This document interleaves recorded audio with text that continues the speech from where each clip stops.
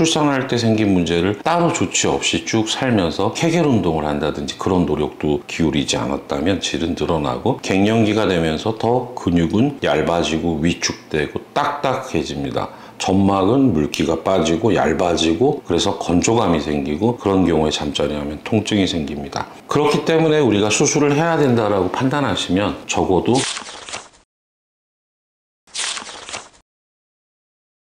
안녕하십니까. 벨라조 원철TV 산부인과 전문의 원철입니다. 오늘도 질감 관련한 말씀 드립니다. 곧 폐경이 임박한 것처럼 최근에 갱년기 증상인 홍조, 식은땀 또는 성교통, 질 건조감 이러한 것들이 있는데 본인이 평소에 질이 좀 늘어나 있고 이로 인한 성감 저하를 확실히 느꼈고 그래서 질 축소를 하려고 하는데 자꾸만 미루다 보니 곧 폐경이 될 것 같은데 지금 수술하는 게 맞습니까? 이런 것에 대한 얘기를 좀 나눠볼까 합니다.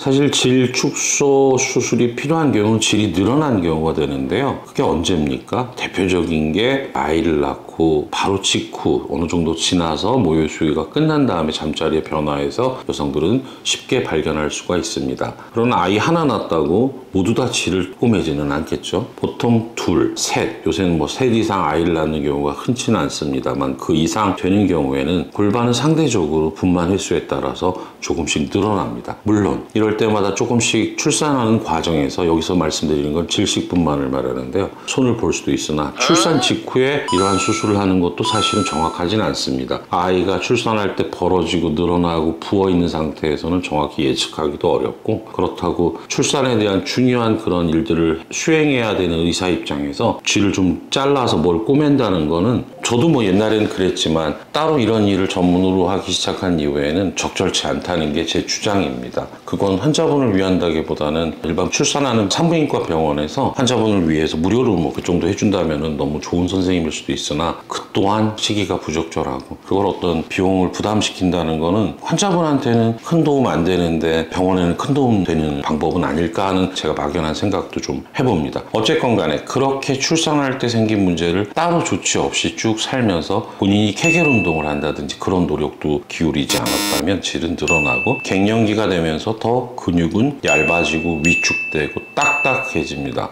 점막은 물기가 빠지고 얇아지고 그래서 건조감이 생기고 그런 경우에 잠자리 하면 통증이 생깁니다. 그렇기 때문에 우리가 수술을 해야 된다라고 판단하시면 적어도 생리를 하고 있는 동안에 수술하시기를 적극 추천드립니다. 제 경험상 보면 폐경이라는 건 의학적으로 교과서적으로 보면 40세 이상의 여성이 1년 이상 생리를 안 할 때 그때 우리는 폐경이라고 의학적으로 정의합니다. 그러니까 내가 지금 50살인데 생리를 6개월 전까지는 했어요. 그런데 지금은 아직 안 해요는 정확히는 폐경은 아니죠. 앞으로 6개월 더 지나봐야 하니까. 하지만 이 시기를 우리가 갱년기로 분류해서 여성의 난소에서 분비되는 호르몬이 떨어지다 보면 그로 인한 여러 가지 문제점들, 그 중에는 지금 말한 질이 조금 더 늘어나고 조금 더 딱딱해지고 점막은 얇아지고 물론 다른 신체상의 혈관 운동의 장애라든지 나타날 수 있지만 오늘 말씀드리는 제 분야에 있어서는 그러한 변화가 시작되면 사실 수술의 효과는 그 전에 생리를 열심히 하고 있을 때 왕성해야 하는 시기에 비해서 즉 호르몬이 왕성한 시기에 비해서는 효과가 떨어진다라는 생각이 저는 결과론적으로 좀 듭니다. 하지만 이건 추천하는 방법인데요. 그렇지만 질이완이 너무 심하다. 그러면 수술적 교정을 심각하게 고민해야 됩니다. 아직 1년이 지나지 않았다면. 그런 경우에는 환자분들과 상의를 해서 수술 전에 호르몬요법, 전신적으로 약을 먹을 수도 있고 국소적으로 그 부분에 대한 변화를 한번 체크를 한 다음에 어느 정도 호르몬이 있는 상태로 호전을 시킨 다음에 수술을 결정해도 좋고요. 또 폐경은 아니지만 생리를 안 하는 지 두세 달 됐고 약간 갱년기 증상을 느끼고 있다면 바로 시술해서 더 나중에 결정을 하거나 못하는 후회가 없는 방법도 좋겠습니다.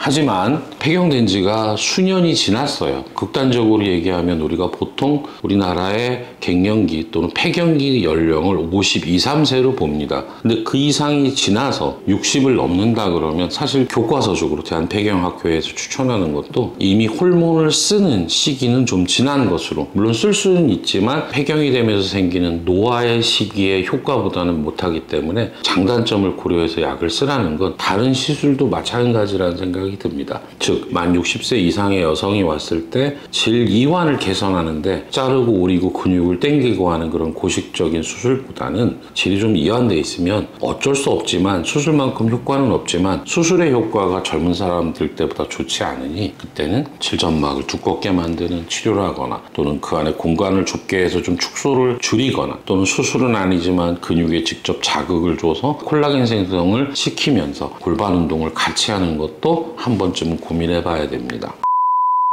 정리를 하자면, 폐경 전에 필요하다면 질 성형은 폐경 전에 하세요. 그러나 폐경이 바로 시작됐다거나 폐경이 임박하다고 느끼면 빨리 병원에서 상의하셔서 가능하다면 시술을 하거나 조금은 다른 조치를 같이 하면서 시술할 수 있으면 하세요. 그러나 내 나이가 이제 60이 넘었고 그동안 다른 관리를 전혀 안 했다, 그런데 질 이완이 있다, 그럴 때는 다른 치료 방법도 충분히 있으니까 그때는 거기에 맞게 의사 선생님과 상의해서 결정하시기 바랍니다. 완벽한 폐경에는 저는 수술은 권하지 않습니다.